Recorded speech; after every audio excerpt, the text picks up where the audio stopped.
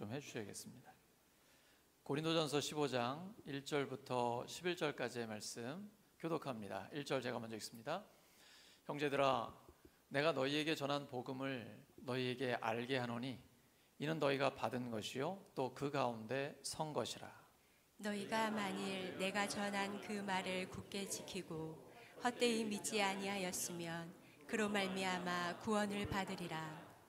내가 받은 것을 먼저 너희에게 전하였노니 이는 성경대로 그리스도께서 우리 죄를 위하여 죽으시고 장사 지낸 바 되셨다가 성경대로 사흘 만에 다시 살아나사 게바에게 보이시고 후에 12 제자에게와 그 후에 500여 형제에게 일시에 보이셨나니 그 중에 지금까지 대다수는 살아있고 어떤 사람은 잠들었으며 그 후에 야고보에게 보이셨으며 그 후에 모든 사도에게와 맨 나중에 만삭되지 못하여 난 자 같은 내게도 보이셨느니라. 나는 사도 중에 가장 작은 자라. 나는 하나님의 교회를 박해하였으므로 사도라 칭함받기를 감당하지 못할 자니라.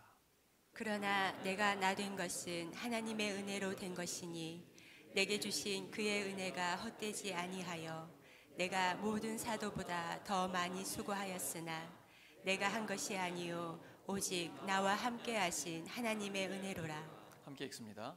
그러므로 나나 그들이나 이같이 전파하매 너희도 이같이 믿었느니라. 아멘. 아멘. 생명을 위한 복음, 생명을 위한 복음이라는 제목으로 하나님 말씀 전하겠습니다. 예수님을 믿는다라는 것은 그 핵심이 영원한 생명에 있습니다. 예수님께서는 이 땅에 오신 목적을 이렇게 말씀하세요. 마가복음 10장 45절에 인자에 온 것은 섬김을 받으려 함이 아니라 도리어 섬기려 하고 자기 목숨을 많은 사람을 위해, 여기 많다는 건 모든 사람을 위해 내어준다는 것인데 예수님의 생명을 모든 사람을 위해 주려고 이 땅에 오셨다라는 것입니다. 예수님이 이 땅에 오신 목적은 우리에게 당신의 생명을 주시기 위해 오셨습니다. 그리고 부활하셨죠. 우리에게 영원한 생명을 주신 것입니다. 이 영원한 생명을 누리지 못하는 이유는 죄 때문입니다. 이 죄의 문제는 우리 스스로 해결할 방법이 없어요. 모든 사람이 죄인이기 때문이죠. 이 죄의 본질은 내가 내 삶의 주인이 돼서 내 마음대로 내 뜻대로 사는 것입니다. 인간은 하나님이 아니잖아요. 그런데 내가 하나님이 되고 싶은 거죠. 인간은 하나님의 형상대로 지음받은 피조물이라 하나님께 의지하고 하나님을 신뢰하고 하나님의 지혜로 하나님의 능력으로 하나님의 사랑으로 살아야 되는데 그러고 싶지 않은 거예요. 내가 왜 뭐가 부족해서 하나님을 의지하면서 살아야 되나? 내가 땀 흘려 돈 벌어서 살고 있는데 내가 열심히 공부해서 먹고 살고 있는데 내가 왜 하나님을 의지해야 되나? 내 마음대로 놀고 즐기면서 인생 살다가 편안히 가고 싶다. 이게 인간이 죄의 길을 가고 있는 것이죠. 모든 사람이 그러한 죄를 짓고 있기 때문에 이 죄를 스스로는 해결할 방법이 없습니다. 예수님께서 이 땅에 오신 목적은 이 죄의 문제를 해결하기 위함입니다. 고린도에 지금 이제 지중해 주변 그리스에 있는 도시예요. 거기에 가서 바울이 교회를 개척하게 됩니다. 그리고 예수님의 복음을 전해가지고 예수님 믿는 사람들이 생겨났습니다. 놀라운 구원의 역사와 함께 성령의 역사를 통해서 그곳에 많은 사람들이 방언도 하고 예언도 하고 치료의 역사라든지 이런 성령의 은사들이 많이 나타났어요. 그런데 혼란해졌습니다. 질서가 깨졌어요. 이때 바울이 이제 고린도 교회를 떠난 상태에서 그곳에 편지를 띄워가지고 교회가 다시 하나님 뜻대로 견고하게 세워지기를 원해서 이 고린도전서를 기록했습니다. 근데 그 핵심은 복음을 믿고 생명을 얻는 것입니다. 영원한 생명을 얻는 것입니다. 죽은 다음에 천국 가는 것이 전부가 아니라 지금부터 영원까지 그 영원한 생명을 누리기를 원하는 것입니다. 바울은 내가 받은 것을 전한다라고 얘기합니다. 그런데 갈라디아서 1장 11절에서 14절을 보시면 나는 사람에게서 복음을 받은 게 아니라 하나님께 직접 계시를 받았다라고 얘기합니다. 언뜻 보면 두 가지가 모순인 것 같죠? 바울은 예수님과 직접 만나서 이야기를 나누거나 예수님이 부활하셨을 때 그를 육안으로 본 사람은 아닙니다. 그래서 예수님과 함께 생활하고 그의 십자가를 목격하고 부활하신 주님을 두 눈으로 확인한 사람들에게 예수님이 그렇게 십자가에 죽으시고 부활하셨다는 소식을 받은 거예요. 그런데 그는 믿지 않았습니다. 오히려 교회를 핍박하는 자였습니다. 그래서 예수 믿는 사람들을 감옥에 가두고 예수 믿는 사람 스데반, 그가 죽을 때 찬성표를 던졌던 사람입니다. 그리고 거기서 모자라 외국까지, 시리아의 다마스커스까지 가서 예수 믿는 사람 잡아오려고 가던 중이었습니다. 그때 하나님께서 성령의 능력으로 그에게 예수 그리스도를 계시해 주셨습니다. 나타내 주신 거예요. 그때에 바울이 예수님을 받아들이게 된 것입니다. 예수님은 처음에는 예수님의 복음을 거부했습니다. 거부를 넘어 오히려 예수님 믿는 사람들을 박해했습니다. 하지만 이제는 성령의 능력으로 예수 그리스도가 자기에게 나타나게 되자 그 예수님을 받아들이게 된 것입니다. 두 가지가 다 맞는 것이죠. 성령의 능력으로 계시를 받아 예수님을 믿게 됐고, 하지만 자기가 그 예수님을 직접 본 적은 없기 때문에 예수님과 함께 살고 예수님의 십자가를 목격하고 예수님의 부활을 두 눈으로 확인한 그 증언자들의 증거를 받아서 그 복음서를 읽으면서 성경을 믿어서 이제 그 복음을 전하게 된 것입니다. 그가 전하는 복음이 얼마나 권위가 있는지 그는 지금 담대하게 외치는 것입니다. 나는 복음을 받아서 여러분에게 전하는 것입니다. 우리도 마찬가지죠. 우리가 공부해서 예수님 믿는 거 아니잖아요. 오직 성령의 능력으로 예수님을 믿게 된 것이죠. 이것이 바로 계시입니다. 하나님이 하나님 자신을 우리에게 나타내 주지 않으면 우리는 그 예수님을 믿을 수가 없는 것입니다. 그런데 성령의 능력으로 우리에게 예수님을 나타내 주셨습니다. 예수님이 믿어지게 됐습니다. 하지만 그 복음의 내용은 우리 스스로는 알 수가 없는 것이죠. 2000년 전에 갈릴리에서 또 예루살렘에서 예수님과 함께 식사를 하고 예수님이 이적을 베푸시는 것을 보고 예수님의 가르침을 직접 들었던 사람들, 그리고 예수님의 십자가 앞에서 비록 도망갔지만 십자가에 못 박힌 것을 목격한 사람들, 3일 만에 부활하신 주님이 그들에게 나타나신 것을 본 사람들이 기록한 내용을 가지고 우리가 믿을 수 있는 것이죠. 예수님이 부활하신 다음에 제자들을 찾아오셨습니다. 제자들이 믿질 못하잖아요. 영 아닌가? 우리가 지금 헛개비를 보는 것 아닌가? 이렇게 생각할 때 예수님께서 혹시 너희들한테 구운 생선 있니? 가져와 보라고 하십니다. 마침 구운 생선이 있어서 예수님께 한 토막 갖다 드렸어요. 예수님이 그 자리에서 맛있게 드시는 겁니다. 제가 갈릴리에 가서 베드로 고기라는 걸 먹어봤는데 상당히 맛있더라고요. 예수님이 맛있게 먹고 가시가 남았죠. 그러니까 예수님이 하늘로 가시고도 그 가시는 남아있잖아요. 부활의 증거가 있는 거 아닙니까? 두 눈으로 직접 봤단 말이에요. 예수님이 부활하신 다음에 그 몸은 우리가 갖고 있는 이 몸과는 다릅니다. 영생하는 몸이죠. 예수님이 부활하신 증거를 확실하게 보여줬는데요. 한 번에 500명 이상이 보았습니다. 그리고 고린도전서를 기록할 당시에는 대다수가 살아있었습니다. 혹시 부활을 믿지 못하는 사람이 있습니까? 고린도 교회는 실제로 있었어요. 부활을 믿지 못하는 사람들이 있었습니다. 그래서 지금 당장이라도 그들을 불러가지고 내가 두 눈으로 예수님을 똑똑히 봤다라고 증언해 줄 사람들이 그 안에 있다라는 거예요. 그때에 고린도전서를 기록하게 된 것입니다. 그래서 너희들 부활을 믿지 못한다면 예수님의 부활도 믿지 못한다라는 것인데 그것은 구원받지 못한다라는 증거다라는 것이죠. 이건 교회를 다녀도 헛되이 믿는 것입니다. 예수님을 믿고 우리가 구원받아야 되잖아요. 영원한 생명을 누려야 되지 않습니까? 우리 죽으면 천국 가야 되잖아요. 그러려면 딱 한 가지, 복음을 견고하게 붙들어야 합니다. 우리가 교회 다닐 때 내가 믿고 싶은 대로 믿으면 안 됩니다. 그러면 헛되이 믿어서 구원받지 못할 수도 있습니다. 헌금을 드려도 봉사를 해도 겉으로 볼 때 믿음이 좋은 것 같아도 복음을 굳건하게 붙들지 않으면 헛되이 믿는 것입니다. 그 복음의 내용이 무엇입니까? 성경대로 예수님이 우리를 위해 죽으시고 무덤에 묻히셨다가 성경대로 3일 만에 부활하신 것입니다. 이것이 복음의 내용입니다. 인류 역사에 2000년 전에 실제로 이스라엘 땅에서 예수님이 사시고 우리를 위해 죽으시고 부활하셨다는 그 역사적 사건, 구원의 사건을 받아들이는 것입니다. 그것이 바로 우리를 구원하는 것입니다. 이 복음을 견고하게 붙드셔야 됩니다. 옆 사람 축복해 주시기 바랍니다. 믿고 싶은 대로 믿으면 안 되고 복음을 믿으셔야 합니다.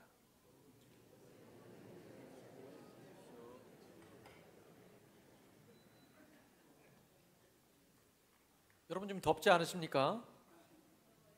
괜찮으세요? 네네, 감사합니다.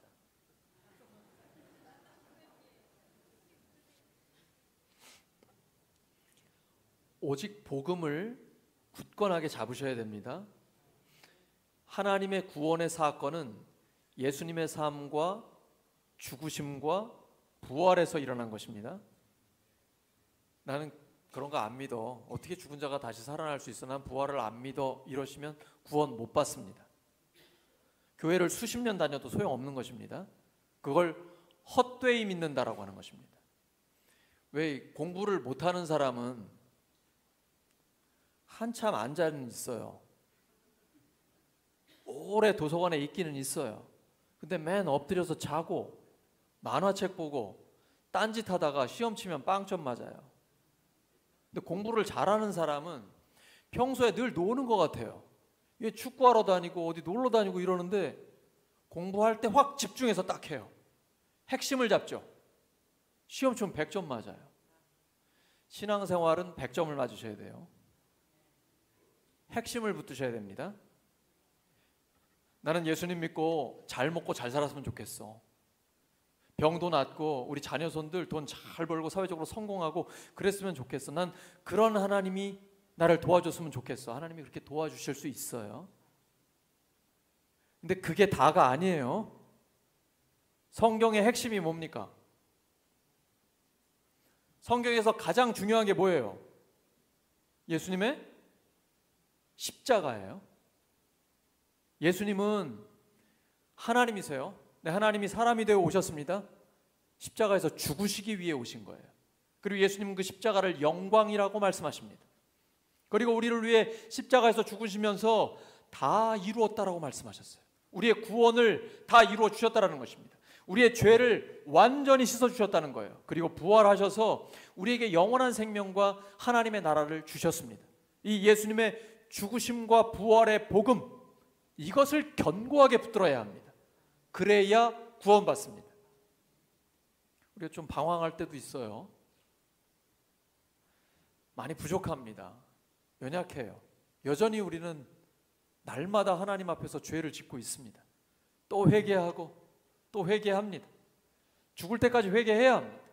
그래야 우리의 영혼이 깨끗해지고 하나님과 동행하는 삶을 실제로 살 수 있기 때문입니다. 우리는 부족하지만 우리가 붙드는 것이 있습니다. 그것은 예수님의 죽으심과 부활의 복음입니다. 사실은 우리가 붙드는 것 같지만 하나님이 우리를 붙들고 계십니다. 우리는 부족한데 그 예수님의 죽으심과 부활을 통해서 우리의 구원이 흔들리지 않게 해주시는 것입니다. 오직 이 복음을 견고하게 붙들어야 지금 죽어도 천국 가는 것입니다.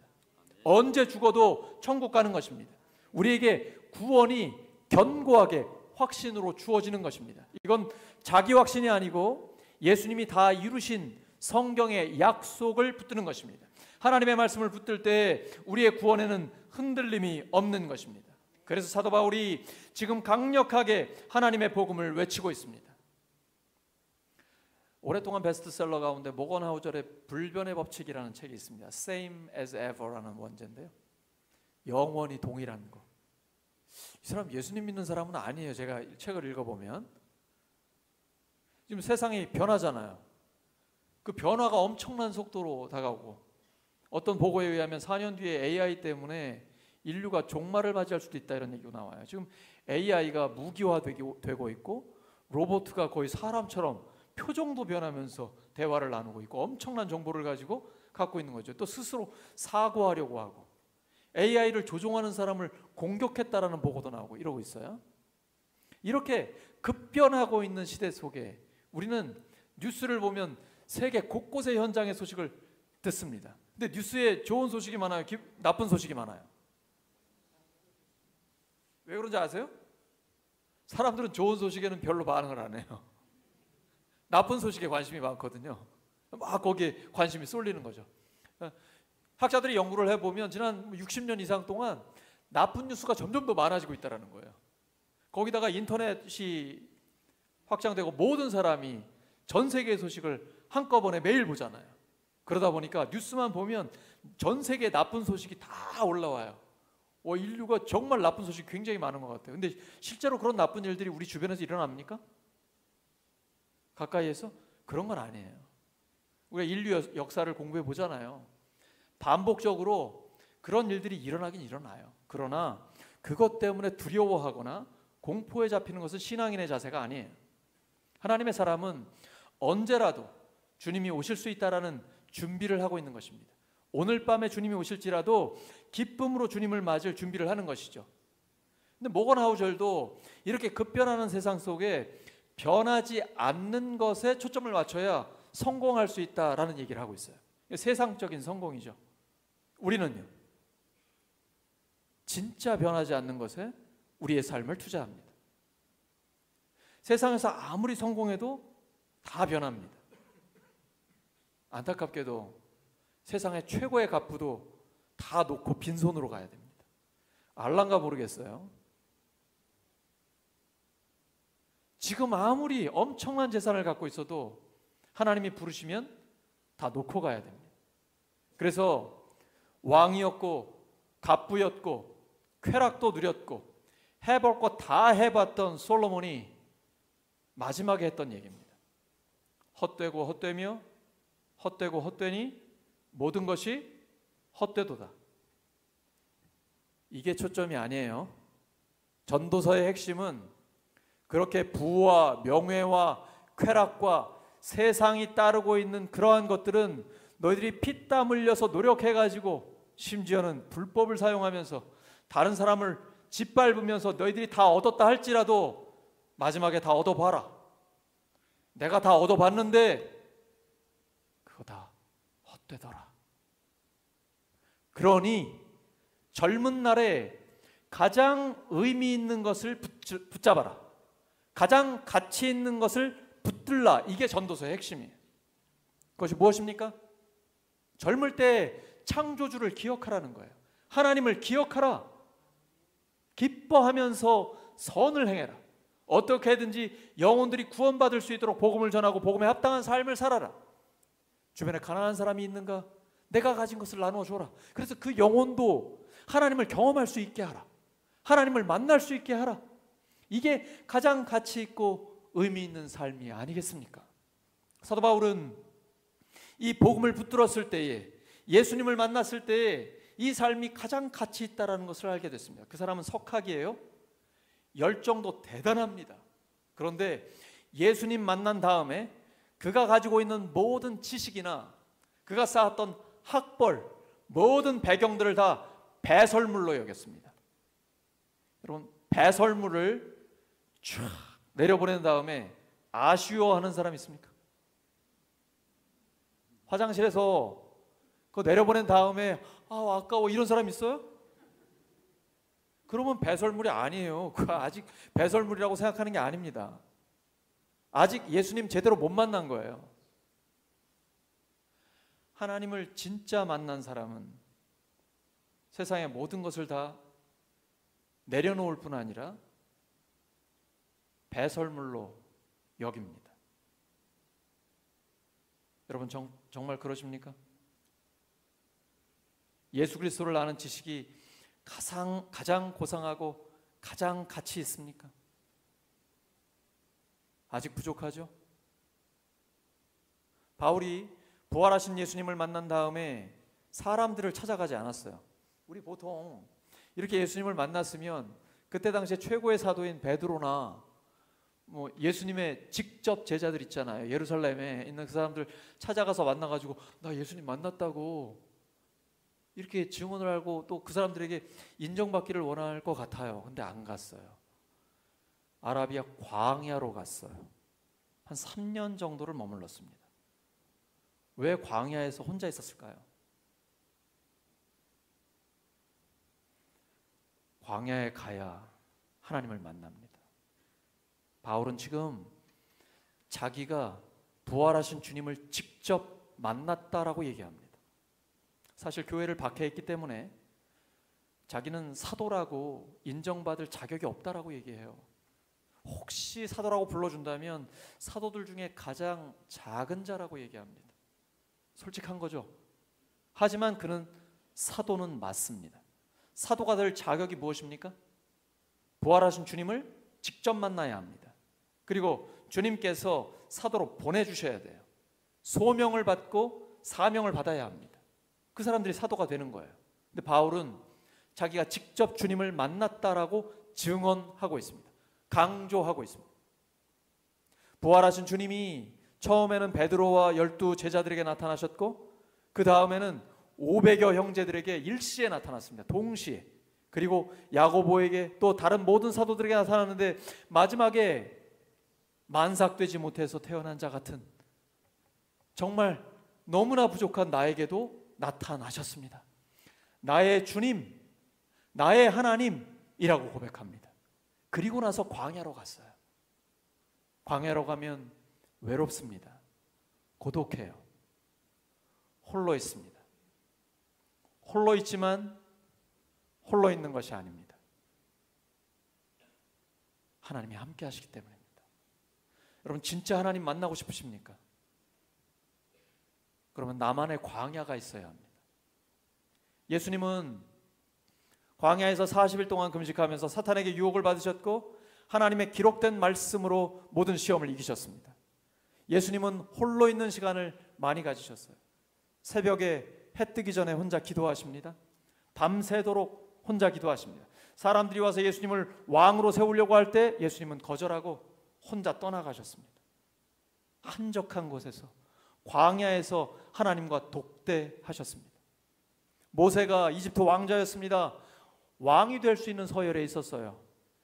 제왕학을 공부했고 무술도 익혔을 것이고 그는 배경이 엄청난 사람입니다. 자기의 힘으로 백성을 구해보려고 했는데 살인을 저질렀고 살인자로서 떠나가게 됩니다. 그리고 광야에 40년 동안 있었습니다. 그 후에 그는 이스라엘의 지도자가 됩니다. 다윗은 골리앗을 이긴 민족의 영웅이었습니다. 하지만 왕에게 쫓겨서 광야에서 도망 다녔습니다. 그때 그의 영성이 깊어졌습니다. 광야에 있을 때 하나님을 깊이 만나게 됩니다. 오늘날은 많은 사람들이 혼자 있는 걸 어려워합니다. 혼자 있으면 술에 취하든지 미디어에 미쳐 있든지 이 외로움을 이기기 위해서 뭔가에 중독됩니다. 혼자 있는 걸 견디지를 못합니다. 실제로는 혼밥도 하고 혼술도 하고 혼자 살고 1인 가구가 많이 늘어나고 있는데 사실은 혼자 있는 게 아니에요. 계속해서 미디어에 노출되는 사람이 많죠. 근데 여러분 미디어를 조심하셔야 돼요. 미디어는 편집된 겁니다. 뽀샵한 거예요. SNS는 자기 인생에서 제일 화려한 순간, 제일 찬란한 순간을 뽑아가지고 그것도 포토샵 왕창해서 편집해가지고 좋은 것만 올려놔요. 나쁜 거는 철저히 감춥니다. 근데 여러분이 그 SNS를 그대로 믿으면 생각 없이 미디어를 보다 보면 여러분은 와, 저 인생은 저렇게 화려해? 저렇게 좋아? 너무 좋겠다. 진짜 성공한 인생이네. 나도 저렇게 되고 싶어. 막 기대치가 계속 높아져. 그러면서 내 남편을 보면, 내 아내를 보면, 내 집구석을 보면 형편없어 보이죠? 여러분 그거 다 거짓말이에요. 여러분 속지 마세요. 여러분 미디어를 철저히 절제하셔야 돼요. 미디어를 통해 복음을 전하셔야지 미디어에 중독이 돼가지고 기대치만 높아져요. 그러니까 행복하지 않죠. 행복의 열쇠가 뭡니까? 기대치를 낮추는 거예요. 예수님은 머리 둘 곳도 없었어요. 근데 가장 행복한 분이었어요. 예수님을 따르려던 자들이 왔습니다. 예수님 어디 계세요? 예수님은 그 기대를 알고 있거든요. 예수님의 지혜와 능력을 보면서 예수님을 따라가면 부와 명예와 엄청난 지위를 나도 얻을 수 있겠다, 그 기대치를 알고 있거든요. 그때 예수님 하신 말씀, 여우도 굴이 있고 새도 집이 있는데 나는 머리 둘 곳이 없다. 너 나 따라올래? 예수님은 SNS를 안 하셨어요. 예수님은 그 삶 자체가 하나님의 영광이에요. 변화산에 올라갔을 때 베드로와 그 제자들이 보니까 예수님의 그 영광을 보면서 여기가 좋사오니 우리로 초막을 짓기로, 너무 놀라운 영광을 본 거거든요. 그게 진짜 영광이에요. 세상에 속지 마세요. 육신의 정욕, 안목의 정욕, 이생의 자랑이에요. 진짜 하나님 만나고 싶으세요? 그러면 정말 혼자 있어야 돼요. 내가 혼자 있을 때 내 실체가 드러납니다. 이렇게 함께 있을 때는 다 품위 있는 신사숙녀예요. 근데 혼자 있으면 내 안에 있는 욕망이 드러납니다. 분노가 보여요. 미움이, 심지어는 원한도 있다는 걸 발견하게 돼요. 아직 해결되지 않은 죄가 내 안에 있다는 걸 깨닫게 돼요. 이건 혼자 있을 때만 알 수 있어요. 하나님과 독대하셔야 돼요. 그러면 그 죄를 발견한 뒤에 하나님 앞에 고백합니다. 하나님 용서해 주세요. 그때 하나님께서 예수 그리스도의 보배로운 피로 깨끗하게 씻어 주십니다. 완전히 용서해 주세요. 그러면 내 심령이 회복됩니다. 정말 가무로 메마른 땅에 성령의 단비가 내리는 것처럼 우리의 영혼이 하나님으로 충만해집니다. 이런 절대 고독 끝에서 하나님을 만나게 되는 겁니다. 그러면 세상이 채울 수 없는 것이 있다라는 걸 발견하게 돼요. 그리고 하나님만 나를 채우실 수 있다라는 것을 경험하게 됩니다. 여러분, 세상에 만족하십니까? 돈으로, 음식으로, 세상의 짜릿한 쾌락으로, 세상 생활에 만족하십니까? 이만하면 됐습니까? 그러면 여러분, 하나님 아직 못 만난 거예요. 하나님은 하나님의 형상대로 우리를 만드셨습니다. 하나님이 아니고는 채울 수 없는 공간이 우리의 영혼에 있어요. 세상 것들로는 못 채웁니다. 이거는 나 혼자 하나님 앞에 있을 때만 깨닫게 됩니다. 그때 하나님을 만나게 됩니다. 하나님의 음성이 선명하게 들립니다. 그리고 고백합니다. 다윗처럼 여호와는 나의 목자시니 내게 부족함이 없으리로다. 바울도 고백합니다. 광야에서 나의 하나님을 만났기 때문에 빌립보 성도들이 헌금을 해가지고 지금 사역을 하고 있거든요. 그래서 축복하면서 확신 가운데 이렇게 외칩니다. 나의 하나님이 그리스도 예수 안에서 그의 영광 가운데 그 풍성한 대로 너희 모든 쓸 것을 채우시리라. 나의 하나님에 대한 고백이 있어야 돼요. 성경의 모든 인물은 나의 하나님을 만났어요. 아브라함이 만난 하나님은 나는 너의 방패요 지극히 큰 상급이신 하나님입니다. 아브라함이 만난 하나님은 죽은 자를 살리시고 없는 것을 있는 것처럼 부르시는 하나님이에요. 전능하신 하나님이에요. 100세의 아들을 주시는 하나님이에요. 아브라함과 사라는 웃었지만 99세에 하나님이 오셔서 말씀하실 때 너 웃었지? 네 아들 이름이 웃음이다. 이삭이야, 이삭. 하나님께 불가능한 일이 있겠니? 이게 바로 아브라함이 만난 하나님입니다. 야곱이 만난 하나님은요, 그가 축복을 어떻게든지 받으려고 아버지와 형을 속이고 도망갈 때에 천사가 와서 그 사닥다리 위에 오르락내리락 하면서 하나님이 약속하십니다. 너 반드시 돌아오게 하겠다. 그 야곱이 만난 하나님, 야곱만의 나의 하나님이 있는 것입니다. 모세는 광야에서 40년을 이름 없는 목자로 살았습니다. 근데 떨기나무가 불 붙어 있는데 죄가 되지 않는 거예요. 가까이 갔을 때 네가 선 곳은 거룩한 땅이니 너의 신을 벗어라.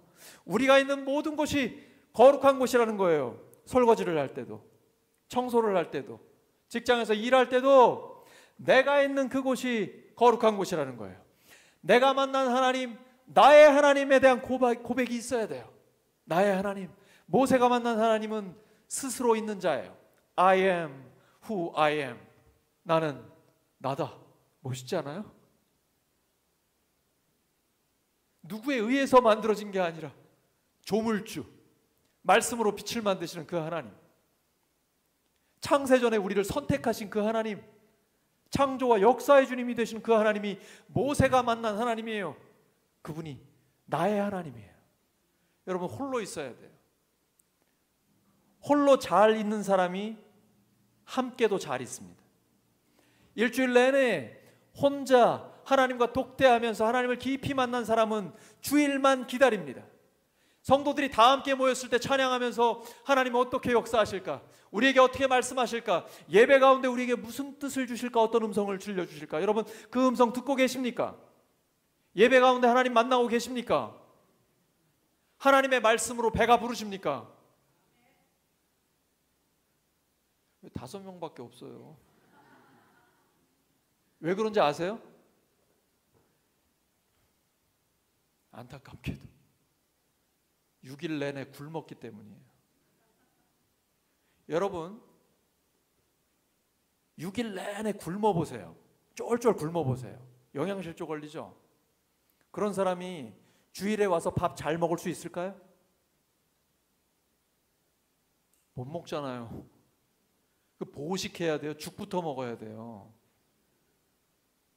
매일 음식을 먹고 밥을 먹고 건강한 사람이 주일에도 이 잔치 가운데 뷔페 음식을 마음껏 먹을 수 있는 거예요. 그래서 주일을 기다리는 거예요. 6일 내내 여러분이 하나님의 말씀을 묵상하면서 말씀의 밥을 드셔야 돼요. 수요 기도회, 새벽 기도회 끊임없이 하나님의 말씀을 듣고 기도해야 돼요. 개인 기도를 하셔야 돼요. 하나님의 말씀을 깊이 묵상하면서 매일 나에게 주시는 하나님의 말씀을 먹어야 돼요. 그래야 내 영혼이 건강해요. 그렇게 건강한 사람이 주일에 왔을 때 하나님의 말씀을 마음껏 먹는 거예요. 맞죠? 나의 하나님을 매일 만나야 됩니다. 바울은 나의 하나님에 대한 확신이 분명해요.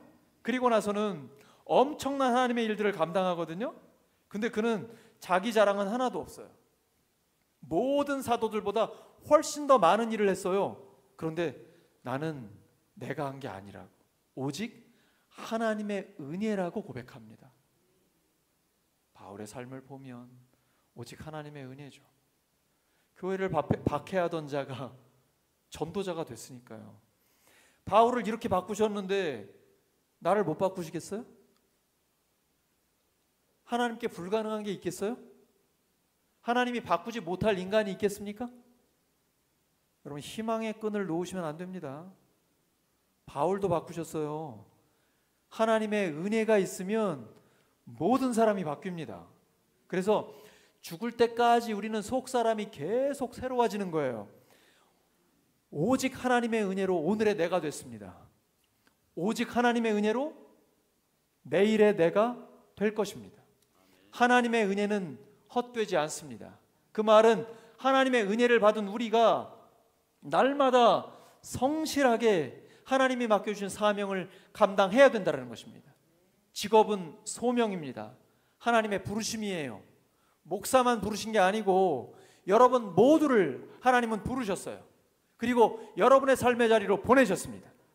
가정이건 학교건 직장이건 어떤 삶의 자리에서건 내가 있는 그 땅은 거룩한 땅입니다. 그래서 그 자리에서 하나님의 일을 하는 것입니다. 그러려면 하나님의 은혜를 받아야 돼요. 성령의 기름 부으심이 있어야 돼요. 기름 부으심이란 성령의 임재를 가리킵니다. 성령의 역사가, 성령의 능력이 있어야만 하나님의 일을 감당할 수 있습니다. 내가 음식 하나를 만들어도 고객에게 기쁨과 만족을 줄 수 있는 거예요. 내가 만나는 고객 한 사람 한 사람을, 내가 영업하고 있는 한 사람 한 사람을 내가 만날 때 그 사람이 나를 보면 그리스도를 볼 수 있는 거예요. 오늘 대표 기도처럼 우리를 통해, 우리 공동체, 우리 교회를 통해, 목장을 통해, 가정을 통해 그리스도를 볼 수 있는 거예요. 그들이 우리를 통해 예수님을 보지 못한다면 어디에서 볼 수 있겠어요? 우리가 빛의 자녀이기 때문에 우리를 통해 빛이신 하나님을 그들이 볼 수 있는 것입니다. 이것은 오직 하나님의 은혜로만 가능합니다. 말씀 정리합니다. 복음은 생명을 위한 복음입니다. 우리에게 영원한 생명을 주시기 위해 예수님이 생명을 내어주셨습니다. 그리고 부활로서 완전한 생명을 우리에게 허락해 주신 것입니다. 이 생명을 받은 사람은 세 가지를 기억해야 합니다. 오직 복음을 붙들어야 합니다. 예수님의 죽으심과 부활의 복음을 견고하게 붙들어야 합니다. 그 복음이, 그 구원의 사건이 우리에게 영원한 생명을 주는 것입니다. 또한 나의 하나님을 만나야 됩니다. 나의 하나님에 대한 확신이 있어야 합니다. 그리고 오직 하나님의 은혜임을 기억해야 합니다. 이 복음을 전하고 복음에 합당한 삶을 살아 더 많은 사람들을 하나님께로 인도하는 우리 모두가 되기를 예수 그리스도의 이름으로 축원합니다. 말씀 기억하면서 합심 기도합니다. 이따 이 시간 세례 예식을 위해서 축복하면서 성령께서 역사해 주시라고 함께 간절히 기도하겠습니다. 하나님 아버지 도와주시오.